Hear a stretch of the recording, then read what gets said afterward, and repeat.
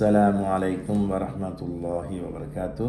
அன்பார்ந்த நண்பர்களே, சகோதரர்களே, உறவினர்களே, இன்று நாம் பார்ப்பதும் சகோதரர் முஃபாரிஸ் ரஷாதி அவர்கள் புனித அல் குர்ஆன வுது இல்லாமல் தொடலாம் என்று சொல்லியிருக்கிறார். அது சம்பந்தமான விஷயத்தை பார்க்குறோம். அது முதலாவதாக அவர் குறிப்பிடக்கூடிய விடயம்தான், அதாவது 4 ஐம்மாக்கள் உட்பட எல்லாரிடத்திலையும் என்ன உது இல்லாமல் குரானை தொடக்கூடாது என்ற விஷயம் தெளிவு. இதுதான் நாங்கள் விளங்கி வச்சுக்க விஷயமும் மசாலாவும் இதுதான். நாங்கள் என்ன விளங்கி வச்சிருக்கிறோமோ அதுதான் மசாலா. அது எந்த விதமான மாற்ற கருத்தும் இல்லை. அதாவது உது இல்லாமல் இந்த விடயங்கள் செய்கிறது ஹராம், ஏறாது. முதலாவது தொழுக, 2வது தவாஃப், 3வது புனித அல் குர்ஆனை தொடுதல், தூக்குதல். இந்த 4 விடயங்களும் உது இல்லாமல் செய்கிறது ஹராம், உது இல்லாமல் செய்ய இயலாது. இப்படி தான் நாங்கள் விளங்கி வச்சிருக்கிறோம். இதுதான் அதுக்குரிய சட்ட தீர்ப்பும் கூட. ஆனால் முஃபாரிஸ் ரஷாதி சொல்கிறாரு, இல்லை தொடலாம் என்று. ஏன்னா எங்களோட ஆதாரங்களை பிழை என்று சொல்லி நிறுவி இருக்கிறாரு. அந்த ஆய்வு செய்து சொல்லியிருக்கிறாரு. அதுகளை நாங்கள் என்னென்னு பார்ப்போம். முதலாவதாக லா யமஸ்ஸுஹு இல்லல் முத்தஹ்ஹரூன் என்ற வசனத்தை தான் வச்சு என்ன செய்வாங்க, குர்ஆனை தொடக்கூடாது என்றதுக்கு நாங்கள் பார்க்குற வசனம். முஃபாரிஸ் ரஷாதி சொல்கிறாரு, முத்தஹ்ஹரூன்னு சொன்னால் மனிதர்களா மலக்குகளான பிரச்சனை, மலக்குமாறு தான் சரியாக கருத்துன்னு சொல்லிட்டு அப்படியே அங்கால கொண்டு போயிடுறாரு. அந்த கதையை முடிக்க இல்லை. இந்த தலைப்பு தோங்குற எங்கே இருந்துண்டா, இன்னஹு லகுர்ஆனுன் கரீம் ஃபீ கிதாபின் மக்னூன் லா யமஸ்ஸுஹு இல்லல் முத்தஹ்ஹரூன் தன்ஸீலும் மிர் ரப்பில் ஆலமீன் தான் முடியும். அதாவது அடுத்த வசனத்தை சேர்த்து தான் முடிக்கணும். முடித்தாதான் இந்த விடயம் என்னன்றதை விளங்கும். பொதுவாக ஃபிக்ஹுடைய தலைப்பை, ஃபிக்ஹுடைய சட்டத்திட்டங்களை தஃப்சீருடைய கிதாபிலிருந்து சொல்ல துவங்கினா, இந்த முஃபாரிஸ் ரஷாதி எப்படி சிந்தனை பிழைச்சி போய் வழிகட்ட சிந்தனைக்கு வந்தாரோ இது மாதிரியான சிந்தனைக்கு வர வேண்டிய நிர்பந்தம் உண்டாகும். கிதாபுகளை தலைப்புகளை மாறி போய் தேடி கண்டுபிடிக்கக்குள்ள ஃபிக்ஹுடைய விஷயங்களை, ஃபிக்ஹுடைய தலைப்புகள் வரக்குள்ள ஃபிக்ஹுடைய கிதாபுகளுக்கு வந்து தேடினா தான் என்ன அடிப்படை என்றதை கண்டுபிடிக்கலாம். இதுதான் அவர் விட்ட பிள்ளையாக நான் நினைக்கிறேன். வல்லாஹு ஆலம். அதாவது அல்லாஹ் தஆலா சொல்லக்குள்ள இந்த வசனத்தோட சேர்த்து தன்சீலும் மிர் ரப்பில் ஆலமீன் என்றதான் அந்த வசனம், அந்த கதையை முடியுது. எனவே தன்சீல் என்று சொன்னால் அல்லாஹ்விடமிருந்து இறக்கி அருளப்பட்ட, அதாவது தன்சீல் என்ற இந்த சொல் சிஃபாவாக வந்திருக்குது. சிஃபா என்று சொன்னால் அடைமொழிக்கு நாங்கள் சொல்லுவோம், அதாவது பெயரடைன்னு சொல்லுவோம். பெயரடையாக வந்தால் முனஸ்ஸலும் மிர் ரப்பில் ஆலமீன் என்று தான் கருத்து வரும். அல்லாஹ்விடமிருந்து இறக்கி அருளப்பட்ட என்று வரும். அல்லாஹ்விடமிருந்து இறக்கி அருளப்பட்ட திருமறை இதுதான். அப்படி இல்லாட்டி என்ன, அல்லாஹ்விடமிருந்து இறக்கி அருளப்பட்ட திருமறை இது நான் சொல்லாமல் அதுதான் வேற கதையை சொன்னோம் என்றால் என்ன ஆயிரும், இந்த ஆயத்துக்கு அர்த்தம் இல்லாமல் போயிடும். இது வெளிப்படையாக விளங்குற விஷயம். அதாவது வெளிப்படையாக விளங்குது எங்கட கையில் உள்ள இந்த திருமறை தான். இதைத்தான் இமாம் நவவி ரஹிமஹுல்லாஹ் அவங்க தெளிவாக சொல்கிறாங்க. فوصفه بالتنزيل وهذا ظاهر في المصحف الذي عندنا. எங்களோட கையில் உள்ள இந்த முஸ்ஹப் தான் இதனுடைய நாட்டம்னு சொல்லிட்டு விரிவாக பேசிட்டு கீழால இன்னும் கொஞ்சம் சொல்கிறாங்க. என்னென்னா, இப்போ இந்த கருத்தை வேற ஒரு முஸ்ஹப் தான் இது மறுக்கிறதா இருந்தால் என்ன செய்யணும், அவர் ஆதாரம் கொண்டு வர வேண்டும். எப்படியான ஆதாரத்தை கொண்டு வரணும், சரீஹான சஹீஹான தெளிவான ஆதாரம் இருக்க வேண்டும். அந்த ஆதாரத்தின் ஊடாகத்தான் இந்த வசனத்தை மாற்றலாம். ஆனால் அப்படி எங்கேயுமே ஆதாரம் இல்லை. அதான் சொல்கிறாங்க ஃபல் ஜவாபு அன்ன கௌலஹு தஆலா தன்சீலுன் ஸாஹிருன் ஃபீ இராதத்தில் முஸ்ஹஃப். இந்த முஸ்ஹஃப் தான் நாட்டம்ன்றது மிக வெளிப்படையாக குர்ஆன் சொல்லியிருக்குது. தன்சீல் என்ற வார்த்தையினூடாக அல்லாஹ் தெளிவாக சொல்லித்தாரான். ஃபலா யுஹ்மலு அலா கைரிஹி இல்லா பிதலீலின் ஸஹீஹின் ஸரீஹின். தெளிவான நேரடியான ஆதாரத்தினூடாகவே அன்றி இந்த கருத்தை வேறெடுத்து திருப்ப இயலாதுன்னு சொல்லி இமாம் நவவி ரஹிமஹுல்லாஹ் அல் மஜ்மூ ஷர்ஹ் அல் முஹத்தபில் விரிவாக பேசியிருக்கிறார்கள். வேறு கிதாபுகள்லையும் விரிவாக பேசியிருக்கிறாங்க. அதெல்லாம் என்ன சொல்றதுக்கு நேரம் இடந்திர மாட்டாது. அடுத்ததாக இப்னு கஸீர் ரஹிமஹுல்லாஹ் அவர்கள் அவருடைய தஃப்சீரை நான் பார்ப்போம். முஃபாரிஸ் ரஷாதி கதையை சொல்லியிருக்கிறாரு. இப்னு கஸீர் ரஹிமஹுல்லாஹ் அவர்கள் அந்த தஃப்சீருடைய விளக்கம் எல்லாத்தையும் சொல்லிட்டு இன்னும் அங்கே தொடர்ந்து சொல்றார்கள், வகால ஆஹரூன, அடுத்தவர்கள் என்ன சொல்றாங்க தெரியுமா? லா யமஸ்ஸுஹு இல்ல முத்தஹருன்னு சொன்னா மினல் ஜனாபத்தி வல் ஹததி, ஜனாபத்திலிருந்தும் ஹதத்திலிருந்தும் சுத்தமாக வேண்டும் என்றதான் இந்த இடத்துல நாட்டம் என்ற விஷயம் சொல்லிட்டு காலு வல் முராது பில் குர்ஆனி ஹாஹுனா அல் முஸ்ஹஃப், இந்த இடத்துல குர்ஆன் என்ற சொல்லுக்கு நாட்டம் என்னண்டா என்னோட கையில் உள்ள முஸ்ஹஃப் தான் என்ற விஷயத்தை மிக தெளிவாக இப்னு கஸீர் ரஹிமஹுல்லாஹ் அவர்கள் விரிவாக இந்த இடத்துல சொல்லி இருக்கிறார்கள். அடுத்ததாக இப்னு கஸீர் ரஹிமஹுல்லாஹ் அவர்கள் இந்த கருத்தை நிறுவி ஆதரித்து இதுதான் சரி, கண்டிப்பாக இதை எடுத்துக்கொள்ள வேண்டும் என்று சொல்லக்குள்ள கீழே நிறைய விஷயம் சொல்லியிருக்கிறார்கள். இந்த இடத்துல சொல்கிறதுக்கு இடம் தர மாட்டாது. அதை குறிப்பாக பார்க்கலாம். வஹாதிஹி விஜாதத்துன் ஜய்யிதத்துன் கத் கரஅஹ ஸுஹ்ரியு வகைருஹுன்னு சொல்லிட்டு வமித்லு ஹாதா யம்பகில் அஹ்து பிஹி என்று சொல்கிறாங்க. நீண்ட விஷயம். அதாவது எந்த ஹதீஸை எடுக்கக்கூடாது சனது இல்லைன்னு சொல்கிறாங்களோ அதை பற்றி சொல்லக்குள்ள அதாவது இமாம் ஸுஹ்ரிக்கு மேலால் அந்த ஹதீஸுக்கு சனது இல்லை. அதாவது என்ன, லா யமஸ்ஸல் குர்ஆன் இல்லா தாஹிர்ன்ற கதைக்கு சனது இல்லை. அதைத்தான் சொல்கிறாங்க இதை தாராளமாக எடுத்துக்கொள்ளலாம், இதை கண்டிப்பாக எடுத்துக்கொள்ள வேண்டும், அமல் செய்ய வேண்டும் என்ற விஷயத்தை சொல்லி இதை ஆதரிச்சிருக்கிறார்கள். அதுக்குரிய நிறைய விடயங்கள் பின்னால் அடுத்தடுத்த இமாம்கள் பேசியிருக்கிறாங்க. அதுகளை இங்கே சொல்லலாம். நான் இன்ஷா அல்லாஹ் அடுத்து வரக்குள்ள தேவையான விஷயங்களை மாத்திரம் தொட்டு காட்டிட்டு அங்கால இன்ஷா அல்லாஹ் போகலாம்.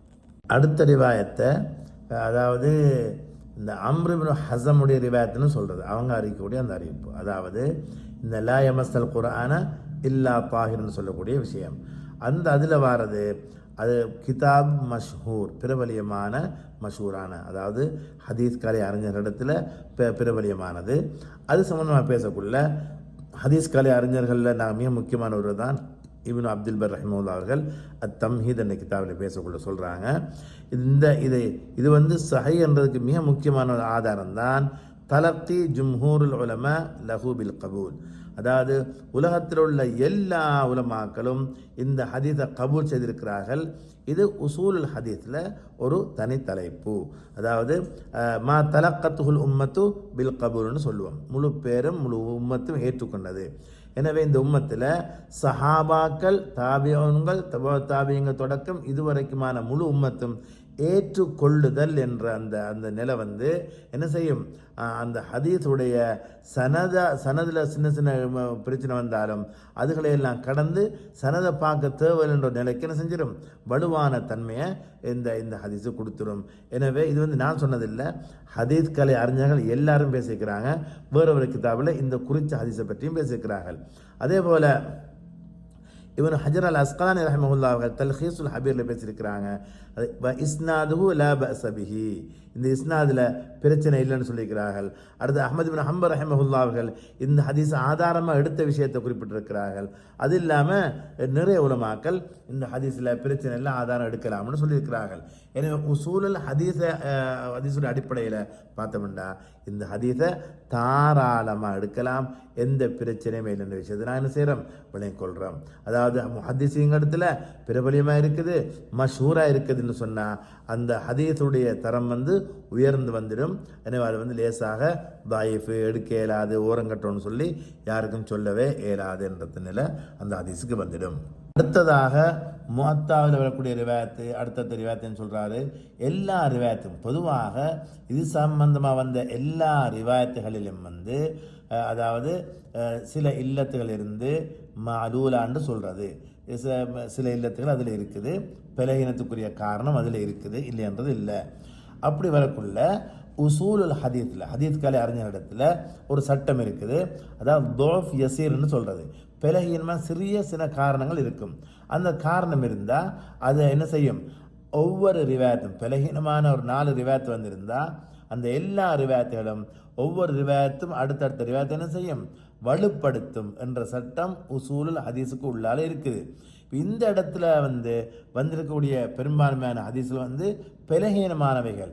ஆனால் இதெல்லாம் என்ன செய்யும், ஒவ்வொன்றையும் செய்யும், உறுதிப்படுத்தும். ஏன் உறுதிப்படுத்தும் என்றால் அந்த உசூல் ஹதீஸ பொதுவான சட்டம் என்ன, அறிவிப்பாளர் தொடரில் அல் முத்தகம் பில் கதிப் என்று சொல்றது, பொய் சொல்பவர் என்று சந்தேகிக்கப்படக்கூடிய ஒருவரும் இல்லாத அந்த சனத் அறிவிப்பாளர் தொடராக இருந்தால் அந்த ஹதீஸ் என்ன செய்யும், அந்த ரிவாயத்து ஒவ்வொரு ரிவாயத்தையும் என்ன செய்யும், வலுப்படுத்தும். பொய் சொல்றவர் சந்தேகிக்கப்படக்கூடியவர், பொய் சொல்வதாக சந்தேகிக்கப்படக்கூடியவர் இருந்தால் தான் பிரச்சனை கூடுதலாக இருக்கும். இந்த ரிவாயத்துகளில் இந்த இந்த அதாவது இந்த குர்ஆனோட சம்பந்தப்பட்ட இந்த இந்த ரிவாயத்துகளில் எங்கேயுமே அறிவிப்பாளர் தொடரில் பொய் சொல்லக்கூடியவர்னு சந்தேகிக்கப்படக்கூடிய யாருமே இல்லை. அங்கே இருக்கிறது முழுக்க இர்சால் என்று சொல்லுவோம். ஒரு தாபியை நேரடியாக ரசூலுல்லாஹி ஸல்லல்லாஹு அலைஹி வஸல்லம் அறிவிக்கிறது. அந்த நிலை வந்தால் அது முர்சலாக இருக்கும். அப்படி இல்லாட்டி சூஉல் ஹிஃப்த் என்றுவோம், அதாவது மனநத்தில் சில குறைபாடு இருக்கும். இந்த காரணங்கள் தான் இங்கு குறிப்பிடப்பட்டிருக்கிறது. இல்லாமல் அந்த பொய் சொல்பவர் என்ற விஷயம் இதுக்குள்ளால உள்ளடங்க இல்லை. எனவே இந்த ஹதீஸ் பலகீனமாக இருந்தாலும் ஒவ்வொன்றும் அடுத்தடுத்த ரிவாயத்தை வலுப்படுத்தும். எனவே இந்த இடத்துல ரிவாயத்தில் எந்த பிரச்சனையுமே இல்லை, தாராளமாக இந்த ரிவாயத்துகளை ஏற்றுக்கொள்ளலாம். அடுத்ததாக சஹாபாக்கள் இந்த மஸ்அலாவில் எவ்வாறு நடந்து கொண்டார்கள் என்று நாங்கள் பார்ப்போம்.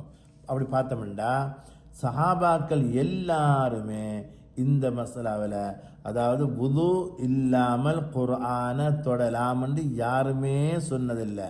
அவ்வாறு ஒரு சஹாபியாவது நடந்து கொண்டதுமே இல்லை. இதை நாங்கள் தெளிவாக பார்க்குறோம். குறிப்பாக அதாவது இமாம் நவவி ரஹிமஹுல்லாஹ் இதை விளங்கப்படுத்த சொல்கிறாங்க, இது கவுலு அலியின் வ சாத் இப்னு அபி வக்காஸ் வ இப்னு உமர் ரலியல்லாஹு அன்ஹும் வலம் யுரஃப் லஹும் முகாலிஃபுன் ஃபி ஸஹாபா. அதாவது அலி ரலியல்லாஹு அன்ஹு, சாத் இப்னு அபி வக்காஸ், அப்துல்லாஹ் இப்னு உமர் ரலியல்லாஹு அன்ஹும் இவங்க எல்லாரும் இதே நிலையில் இருந்தார்கள். வலம் யுரஃப் லஹும் முகாலிஃபுன் ஃபி ஸஹாபா, சஹாபாக்கள் ஒருவராவது மறுக்க இல்லை. இவங்களுக்கு எதிராக முரண்படாத சஹாபாக்கள் ஒருவராவது முரண்பட இல்லை. ஆனால் சகோதரர் முஃபாரிஸ் ரஷாதி அவங்க அன்று தொட்டு இன்று வரைக்கும் வந்திருந்த ஒரு ஒரு விஷயத்தை மறுக்கிறாரு, ஆதாரம்னு சொல்கிறாரு. அவருடைய ஆய்வுகளை பார்த்தோன்னு சொன்னால் ஆச்சரியமாக இருக்குது. எங்கேருந்து ஆய்வு செய்தாரோ தெரியாது.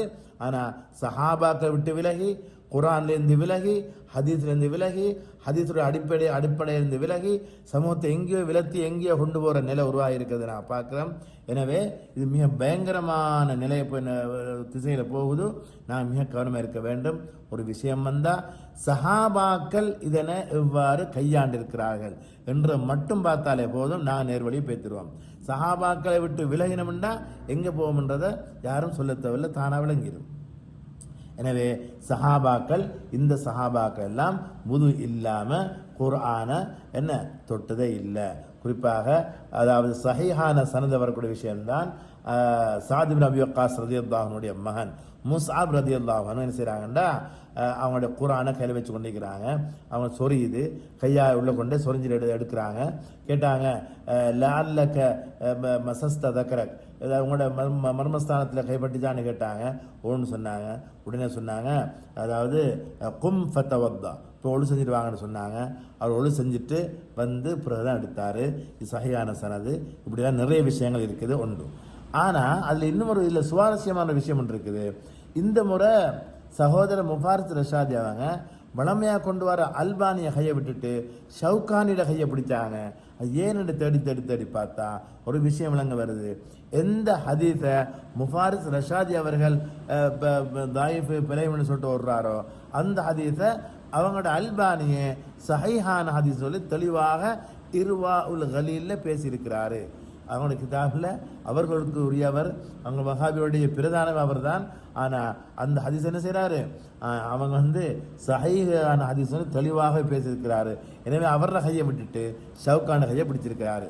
அடுத்த இன்னொரு விஷயம் என்னென்னா, முஃபாரிஸ் ரஷாதி சொல்லியிருக்கிறாரு, இப்னு தைமியாவும் இதைத்தான் சொல்கிறாருண்டு. ஆனால் இப்னு தைமியாவுடைய கிதாபில் எனது சுருக்கமான குறுகிய இந்த சிந்தனை தேடுதலில் கிடைச்ச விஷயம் என்னென்னா, அவர் இப்னு தைமியா சொல்கிறாரு, 4 அயிம்மாக்களும் தெளிவாக இருக்கிறாங்க, குர்ஆனை வுது இல்லாமல் தொழுகிறது கூடாது, ஹராம்ன்றதுல 4 மதாஹிப் உலமாக்களும் இருக்கிறாங்க என்றதை அவர் மாதிரிச்சு மிக தெளிவாக சில ஆதாரங்களை கொண்டு பேசியிருக்கிறாரு. அவர் இப்னு தைமியா ரஹிமஹுல்லாஹ் அவர் என்ன செய்யல, குர்ஆனை வுது இல்லாமல் தொடலாம் என்று அவர் சொன்னதாக கிடைக்க இல்லை. அடுத்தது சல்மான் அல் ஃபாரிசி ரலியல்லாஹு அன்ஹு இருக்கிறார்கள். இப்படி பல விஷயங்களை கொண்டு அவரும் கொண்டு இருக்கிறாரு. வேறொரு கிதாபில் பார்க்கலாம், இந்த சஹாபாக்கள் குர்ஆனை வுது இல்லாமல் தொட்டதில்லை, தாபியங்கள் தொட்டதில்லை, எங்கேயுமே இல்லாத விஷயம். ஷவுகான் எப்போ வந்தவர் தெரியுமா? 13ஆம் நூற்றாண்டை சேர்ந்தவர் தான் ஷவுகான் என்று சொல்லக்கூடியவர். எங்கள்கிட்ட இருந்து கிட்டத்தட்ட ஒரு 190 வருஷம், 200 வருஷம், 190 200 வருஷம் வச்சுக்கிறான். 200 வருஷத்துக்கு முன்னால் 200 வருஷத்துக்கு முன்னால் வாழ்ந்த ஒருத்தோட கையை பிடிச்சிட்டு கொண்டு விட்டேன்டா பாருங்க. சஹாபாக்கிட்டேருந்து விலகி குர்ஆன்லேருந்து எங்களை விலக்கி சஹாபாக்கள் வாழ்ந்த வழிமுறை, முழு உம்மத்து வாழ்ந்த வழிமுறை, உலமாக்கள் வாழ்ந்த வழிமுறை என்று விளக்குறதுக்கு அவர் பாவிச்ச ஆயுதம் என்ன? நாங்கள் தேடணும், நாங்கள் ஆய்வு செய்யணும். அல்லாஹ் கேட்பான், ரசூல்லா பின்பற்றன்னு கேட்பான். ஆனால் முஃபாரிஸ் ரஷாதி ஒரு ஆதாரத்தையாவது குர்ஆனை புது இல்லாமல் தொடலாம் என்றதுக்கு ஒரே ஒரு ஆதாரத்தை வைக்காம கொண்டு வந்தார். என்ன? இந்த 2 ஆதாரமும் தெளிவான தடையை கொண்டு வர இல்லை, எனவே குர்ஆனை தொடலாம். இதுதான் அவர் தந்த ஆதாரம். எனவே இது வஹாபியோடைய ஆதாரத்தை தேடி அவங்களுடைய ஆதாரத்துக்கு பின்னால் போகிற ஒவ்வொரு நண்பர்களை பார்த்து அன்பாக சொல்கிறோம், நீங்கள் குர்ஆன் ஹதீஸை சொல்கிறாங்கன்னு நினைச்சிட்டு போவோம். சொல்கிறது என்னென்னு எங்களுக்கு கண்டுபிடிக்க இயலாது. மிக கவனமாக எங்களுடைய இபாதத்தை பாதுகாக்கணும். வுது என்றது இபாதத்துடைய உயிர் நாடி, தொழுகையுடைய உயிர் நாடி. அதே மாதிரி குர்ஆனை தொடுறது, அதாவது இபாதத் செய்ய போய் நாங்கள் பாவத்தை செஞ்சுட்டு வந்துடக்கூடாது. முழு உம்மத்தும் போன வழியிலேருந்து விலகி நாங்கள் போனால் மிக பாரதூரமான பாதாளத்துக்கு போயிடுவோம். அல்லாஹ் எல்லாரையும் பாதுகாத்து எல்லாருடைய இபாதத்தையும் பொருந்தி கொண்டு அவனுக்கு பொருத்தமாக வாழ்ந்து மௌத்தார பாக்கியத்தை நம் அனைவருக்கும் தந்தல்வானாக. வஸ்ஸலாமு அலைக்கும் வரஹ்மத்துல்லாஹி வபரகாத்துஹு.